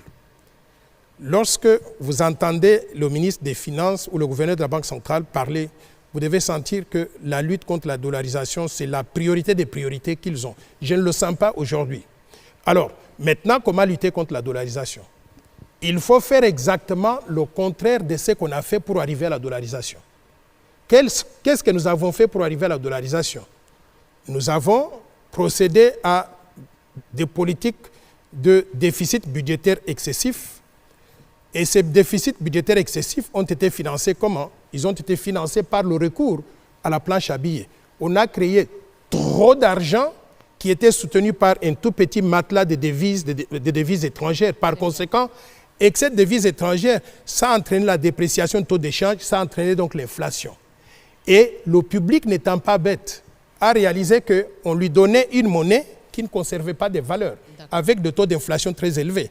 Le public a abandonné le franc congolais pour opter pour le dollar qui était plus stable. Maintenant, qu'est-ce que nous devons faire pour inverser la tendance? Faire le contraire. Avoir une politique budgétaire très stricte où il n'y a pas d'excédent, où il n'y a pas donc de déficit budgétaire chronique et interdire purement et simplement le recours à la planche à billets. En ce moment-là, nous devons regarder maintenant comment nous mobilisons les réserves d'échange. Je voudrais proposer qu'on puisse revoir la disposition qui autorise les compagnies minières à vendre à l'extérieur, rapatrier au Congo 60% de réserves d'échange et garder 40% à l'extérieur. C'est une politique d'autorisation de fuite de capitaux. Merci Noël Tchani. Par conséquent, inversons ça, on va augmenter les devises étrangères, il y aura une politique monétaire prudente et crédible. Et en ce moment-là, nous pouvons aboutir à la lutte effective contre la dollarisation. On va prendre, il y a deux thèmes intéressants, hein, mais quand même, si vous, une dernière question sur cette thématique. Vous ne nous avez pas dit aussi comment vous allez mobiliser suffisamment de moyens pour financer ce que vous avez arrêté dans le plan Marshall. Oui, Jacques. Oui, nous venons, Monsieur Noël Tchani, nous venons de passer un bon moment de cours d'économie monétaire. Mais je voudrais cette fois-ci que vous avez évoqué des chiffres, que vous puissiez le faire maintenant avec indicateurs à l'appui. Dites-nous, quelle est votre politique d'industrialisation de la République démocratique du Congo aujourd'hui? Puisque l'économie, ce n'est pas seulement la Banque centrale, mais aussi les secteurs industriels. Très bien. Mais je vais commencer par... Il a demandé comment on devait financer mon plan. Vous avez dit? Les 1000 milliards de dollars seront financés donc de 3 sources. La première source, nous allons maintenir les relations avec les bailleurs de fonds bilatéraux et multilatéraux actuels. Ils contribuent pour à peu près 3 milliards de dollars par an. Multiplié par 15 ans du plan Marshall, on aura 45 milliards qui pourraient venir de cette source-là. Nous avons des investissements directs étrangers. Nous devons travailler pour améliorer considérablement l'environnement des affaires, pour améliorer l'environnement des affaires, le fonctionnement du système de la justice, mettre les infrastructures, ce qu'il faut. Nous allons attirer des investissements étrangers qui vont passer de 3,5 milliards aujourd'hui à 5 milliards de dollars en moyenne par an. Multiplié par 15, nous avons 75 milliards de dollars qui viendraient des investissements directs étrangers. 75 milliards plus 45 milliards d'aides bilatérales et multilatérales, nous avons 120 milliards de dollars. Maintenant, parce que nous voulons atteindre le chiffre de 1000 milliards, 1000 milliards moins 120, il reste 880 milliards. Les 880 milliards proviendraient d'où? Proviendraient des ressources intérieures. Comment est-ce qu'on peut arriver à mobiliser cela? En luttant efficacement contre la corruption, les détournements des fonds publics, la prédation des ressources naturelles. C'est pour ça que quand je suis président de la République, gare à celui qu'on va attraper avec les mains dans les caisses de l'État. Parce qu'on va le juger publiquement, le mettre en prison. Et s'il va en prison, il ne va pas dire « oh, j'ai mal aux pieds, donnez-moi donc la liberté provisoire ». Il n'aura pas ça. Il va rester en prison parce que c'est un mauvais citoyen. Mais quand il termine son terme de 20 ans ou de 30 ans en prison, quand il sort, on aura vendu tous les biens qu'il avait achetés avec l'argent volé du trésor public pour remettre cet argent dans le trésor public. Et au-delà de cela maintenant, il ne sera plus éligible pour les mandats électifs. Il ne peut pas être député, président de la République et consort. En plus de cela, il ne peut pas travailler dans l'administration publique et il ne pourra pas soumissionner pour les marchés publics. Ce sera un mauvais citoyen. Quand on fera ça avec le premier citoyen, le deuxième et le troisième, rassurez-vous, tout le monde va se mettre au garde-vous. On va dire que ce président-là, il est sérieux. Sur l'industrialisation, allez-y rapidement. Voilà. Maintenant, notre politique d'industrialisation... Avec l'indicateur à l'appui. J'arrive. Elle est basée sur l'expérience, la connaissance que le Congo est un pays très riche en ressources naturelles. Nous avons un répertoire de 1100 minéraux métaux précieux différents. Ce que nous connaissons là, le diamant, le cuivre, le cobalt, on n'arrive même pas à 40, ce que nous connaissons. Mais nous avons 1100 minéraux métaux précieux différents qui triment là sous le sol. Notre politique d'industrialisation va être à plusieurs niveaux. D'abord, nous devons investir massivement dans la création d'une masse critique des ressources humaines de qualité dans ce secteur-là, en finançant les écoles de qualité, des écoles spécialisées dans le domaine des mines, dans le domaine de l'agriculture, pour qu'on forme donc l'homme et la femme de qualité. En plus de cela maintenant, notre vision doit être différente de ce que nous faisons actuellement. Qu'est-ce que nous faisons actuellement? On creuse les minerais, on les amène en Belgique, en Chine, aux États-Unis, on les vend là-bas. On attend quelques recettes d'exportation et ça se limite là-bas. On crée des emplois à l'extérieur, nous laissons le chômage ici. Notre politique devra consister à transformer localement les minéraux et les produits des ressources naturelles, les transformer localement en produits semi-finis ou produits finis pour créer des emplois pour le peuple congolais. Maintenant, comment arriver à le faire? Nous devons investir en tant que pays dans ce que j'appelle la recherche et le développement. Nos universités, à quoi elles nous servent? Nous devons investir dans ces universités-là pour que les gens fassent des recherches. Ils étudient à l'école. Je donne un exemple d'une matière première qui est très simple à traiter. Le diamant du Kasaï. Depuis que je suis né, le diamant du Kasaï, on le creuse, on va le vendre en verse. Et ça s'arrête là. Je voudrais qu'on puisse mettre au Kasaï, à Mbujimaï ou à Kananga une école de formation dans le domaine du diamant pour que les enfants apprennent non seulement comment on creuse le diamant, le reconnaître, savoir comment il faut le peser, le mesurer, mais savoir comment il faut le tailler et en le taillant, comment on va le transformer en produit fini. Et le produit fini, il est simple. Pour faire les bacs de fiançailles, on prend l'or, on fait le cercle là et on coupe le diamant, on met dessus. Il faut que tout ça soit fait par les enfants congolais, qu'on leur apprenne à le faire à l'école primaire, secondaire, mais également à l'université.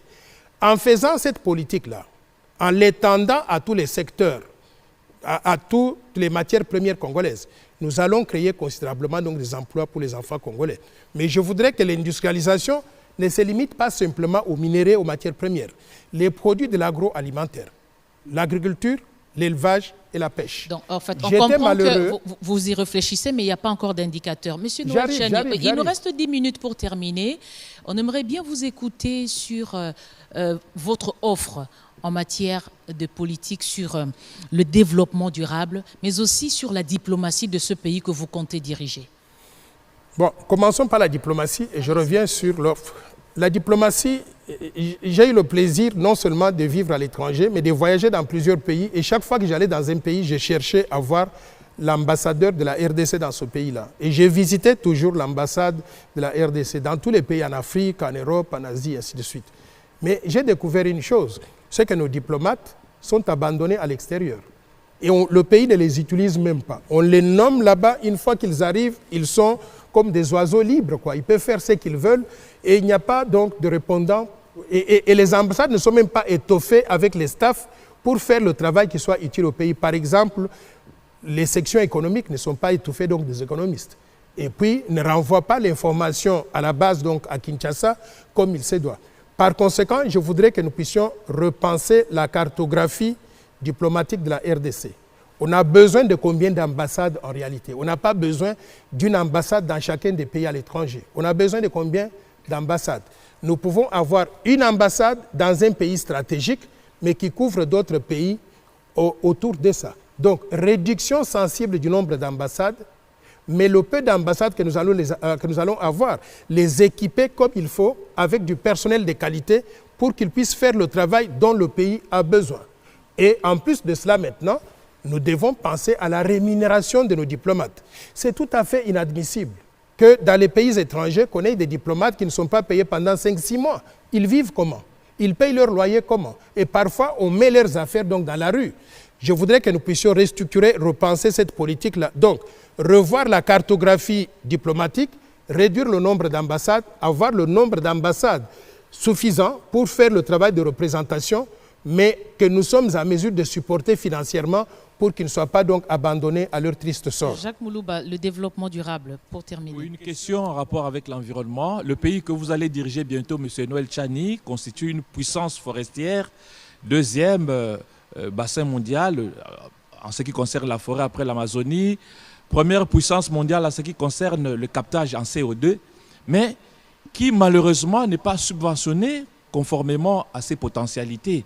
Alors, une fois au pouvoir, qu'est-ce que vous allez faire pour que nous puissions, que le pays soit compensé par rapport à ses efforts pour éviter le gaz à effet de serre? Je voudrais Tout d'abord, dire que l'environnement est très important pour la survie et la santé de nos populations. Je suis triste de voir que dans certains coins de la République, il n'y a pas considération du tout de ces questions-là. On coupe les bois, il n'y a pas reboisement et on est en train de créer des déserts, là où on devait avoir donc des forêts qui poussent. Par conséquent, nous devons avoir une politique qui protège les forêts, les lacs, nos rivières, qui les maintiennent en bonne santé. Pourquoi? Parce que l'oxygène que nous absorbons pour vivre provient donc de ces sources-là. Ça, c'est un. Lorsque, dans le cadre d'un plan comme celui-ci, il y a des choses qui vont toucher à l'environnement, la construction des infrastructures de base, les routes, les chemins de fer, la construction des bâtiments et consorts, je voudrais que comme dans le cadre de ce plan, chaque projet de développement, chaque projet qui est envisagé, doit être précédé par une étude de l'impact environnemental pour s'assurer que ce qu'on va réaliser n'aura pas un impact négatif sur la santé de nos populations. Cela veut dire que si on a fait l'étude de l'impact environnemental et qu'on a trouvé que le projet risque d'avoir un effet négatif, il faut adopter un plan de mitigation. Des mitigations, c'est-à-dire comment alléger cet effet de l'impact environnemental pour que la population qui devait être affectée négativement ne le soit pas. Maintenant, en ce qui concerne les questions des tourbières, effets de serre et consorts, c'est une question d'avoir une politique nationale qui aligne les meilleurs dans ce secteur-là. Je connais cette politique nationale? Pardon? Vous l'avez, cette politique nationale? Ou bien c'est en construction? Ou il faut y penser? On sera élu. Dans le plan Marshall, nous avons une ébauche de politique dans ce secteur-là. C'est-à-dire, comme je venais de vous dire, tout ce qui peut être fait et qui touche aux infrastructures, aux routes, qui peut avoir un impact sur l'environnement. Il faut faire une étude de l'impact environnemental. Monsieur Tchani, s'il vous plaît, quand le monde demande à la RDC de protéger ses forêts, de protéger sa biodiversité par rapport au réchauffement climatique, qu'est-ce que vous êtes prêt à leur dire pour que la RDC trouve leur compte dès l'instant où vous serez élu président de la République? Je suis cette question-là de très près. Pourquoi? Parce que le monde entier a détruit son environnement chez eux. Parce qu'on va vous demander de protéger les forêts, mais en contrepartie, qu'est-ce que vous serez prêt à leur dire? J'arrive. Le monde entier a détruit l'environnement chez eux. Vous arrivez dans certains pays, vous ne voyez pas un seul arbre avec des feuilles, un arbre naturel. Si vous voyez un arbre, c'est un arbre artificiel. Ayant détruit l'environnement chez eux, pour la survie non seulement de nos populations, mais de la population donc de chez eux, là, ils viennent nous dire il ne faut pas couper vos forêts. Et il ne faut pas toucher à vos rivières. Ça, nous les connaissons, mais vous leur direz quoi exactement? Maintenant, c'est une question de négociation. Négociation, ah oui, nous n'allons pas couper nos forêts et nous n'allons pas toucher aux eaux de nos rivières. Et en contrepartie, nous obtenons quoi? C'est ça les négociations dans le cadre donc, de ce qu'on appelle COP 21, 22, ainsi de suite là-bas. Nous devons être en mesure de mettre sur la table nos besoins et demander que les étrangers qui bénéficient du fait que nous faisons des sacrifices pour ne pas toucher à notre environnement, qu'est-ce qu'ils vont nous donner pour nous compenser de ces sacrifices-là que nous faisons? C'est un pouvoir de négociation, mais pour cela, nous devons avoir une équipe de gens chevronnés. Je connais un jeune homme, je ne vais pas mentionner son nom ici parce qu'il appartient à un autre parti, qui est très chevronné dans ces discussions sur les questions de l'environnement et qui a été avec moi à la Banque mondiale à un moment donné. Mais on ne lui donne pas donc le pouvoir de négocier au nom de la RDC comme il se doit. Quand je suis président de la République, je vais le mettre ministre de l'Environnement. Vous l'embauchez directement. Je vais le mettre ministre de l'Environnement parce que je sais de quoi il est capable. Merci Noël Tchani pour toutes ces informations sur le plan Marshall. Mais vous citez tout le temps Banque mondiale, FMI. Vous n'avez jamais travaillé au pays? Effectivement, je suis sorti de ce pays comme un jeune garçon. Après avoir terminé l'école secondaire, je suis allé étudier à l'étranger, envoyé par le gouvernement du Zaïre. Après avoir terminé, j'ai travaillé dans les banques à New York, dans les banques commerciales à New York, parmi lesquelles la JP Morgan Chase, qui est la plus grande banque du monde. Après avoir terminé là-bas, je suis allé à la Banque mondiale où j'ai fait 30 ans. Mon expérience, d'abord, je veux que les gens sachent que la Banque mondiale, c'est une propriété de la RDC. Donc c'est une banque qui appartient à tous les pays du monde. On a intérêt à ce qu'il y ait des Congolais qui travaillent là-bas. Dans ce cadre-là, je représentais valablement la RDC. Alors, dire que je n'ai pas encore travaillé, je n'ai pas travaillé au pays, bien sûr que j'ai travaillé au pays. Depuis que je suis revenu en 2018, je suis professeur dans plusieurs universités. C'est curieux que les Congolais considèrent qu'un professeur d'université, c'est un chômeur. Mais c'est très grave. Un professeur d'université, c'est un métier noble. Et j'ai fait ce métier-là de 2018 jusqu'à aujourd'hui. Mais pendant que j'étais à la Banque mondiale, j'étais souvent sollicité par le gouvernement de la RDC sur certaines questions sensibles. Notamment, le président Mzee Laurent Désiré Kabila m'avait fait venir ici pour aider à réformer la monnaie. Nous avons réformé avec d'autres compatriotes la monnaie congolaise. Et moi, personnellement, mon combat dans cette équipe-là, et j'en parle dans ce livre, Vision pour une monnaie forte, plaidoyer pour une nouvelle politique monétaire au Congo, mon combat était de convaincre le président de la République qui ne semblait pas connaître très bien comment la Banque centrale fonctionne, qu'il ne fallait pas mettre ses photos sur les billets des banques. C'est comme ça que nous avons le franc congolais aujourd'hui qui n'a pas la photo du président. Très bien, je voulais savoir si vous avez travaillé dans la société congolaise. Merci pour toutes ces réponses, Monsieur Noël Tchani. Certainement, vous aurez le temps pendant cette période de campagne pour suffisamment sensibiliser vos électeurs. Vos électeurs vous écoutent en ce moment. Noël Tchani, à qui ils n'ont pas donné la possibilité de prendre la présidentielle, le fauteuil présidentiel en 2018, il leur revient en 2023. Pourquoi doivent-ils voter pour vous? Passez-leur un message et dans la langue de votre choix. Mes chers compatriotes, mesdames et messieurs, je suis Dr Noël Tchani Mwadjanvita, candidat numéro 19 à la présidence de la République démocratique du Congo. Je me présente à vous comme étant candidat indépendant à la présidence de la RDC parce que je voudrais que ce pays, notre pays, qui a des ressources naturelles énormes, mais qui se retrouve aujourd'hui classé parmi les pays les plus pauvres de la planète, je voudrais que notre pays retrouve le sourire, que le peuple congolais profite des ressources naturelles que Dieu a voulu nous donner. Je voudrais, en tant que président de la République, m'engager devant vous que je défendrai avec fermeté la protection de la souveraineté nationale et l'intégrité territoriale de la RDC. Et aussi, je ferai en sorte que nous puissions réaffirmer l'indépendance de la République démocratique du Congo, indépendance qui a été conquise au prix du sacrifice de Patrice Emery Lumumba, de la vie de Patrice Emery Lumumba et d'autres martyrs de l'indépendance. Si je suis président de la République, je m'engage à mettre en œuvre, avec la participation de tous les Congolais, le plan Marshall de Noël Tchani pour la reconstruction et le développement de la RDC. Qu'est-ce que nous allons réaliser avec la mise en œuvre de ce plan? Nous allons sortir le Congo du sous-développement pour en faire un pays émergent en l'espace de 15 ans. Nous allons créer des emplois et des opportunités pour tout le peuple congolais. On n'aura plus de chômeurs. Et nous allons introduire le système de salaire minimum garanti pour s'assurer que tout celui qui travaille dans le privé ou dans le public, quand il est payé à la fin du mois, il a au moins $1000 qui lui permettent de couvrir toutes ses dépenses. Il peut payer le loyer, payer à manger, payer les habits, envoyer les enfants à l'école. Donc, nous allons militer pour que le peuple congolais ait un pouvoir d'achat acceptable. Mais pour réaliser tout ça, nous avons besoin de travailler ensemble, d'être ensemble, de mettre de côté des antivaleurs telles que le tribalisme, de lutter contre la prédation des ressources naturelles, les détournements des fonds publics. Nous devons nous assurer que nous sommes une communauté réconciliée, où les Congolais sont ensemble. Nous ne pouvons pas être un pays où les gens ne peuvent jamais s'entendre sur quoi que ce soit. Par conséquent, cette élection présidentielle a un enjeu de taille, c'est-à-dire des gens qui veulent défendre la souveraineté de la RDC, comme moi. Mais il y a aussi d'autres candidats dans la course qui veulent défendre la souveraineté de la RDC. Mais il y a aussi des gens qui sont des marionnettes de l'extérieur, soutenus par l'étranger, financés par l'étranger. Ne commettons pas l'erreur. Votez pour Noël Tchani Mwadjanvita, candidat numéro 19 à la présidence de la République démocratique du Congo. Mais si pour une raison ou une autre, vous n'aimez pas la longueur de mon nez ou bien la couleur de mes cheveux et vous voulez voter pour quelqu'un d'autre, choisissez un candidat qui est de père, de mère et d'époux congolais d'origine. En ce moment-là, nous allons préserver la souveraineté nationale, l'intégrité territoriale et aussi réaffirmer l'indépendance de la RDC et développer ce pays au profit de tous. Je vous remercie. Merci Noël Tchani pour ce message. Nous avons terminé cet échange. Je suppose que vous êtes très à l'aise en français, mais pas dans les langues nationales. Hein?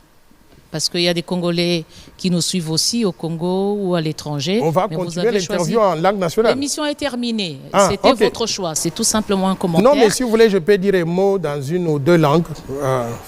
Merci pour cette richesse dans la langue. Madame, messieurs, c'était un plaisir de partager ce plateau avec Faustin, avec Jacques, mais aussi avec Benjamin.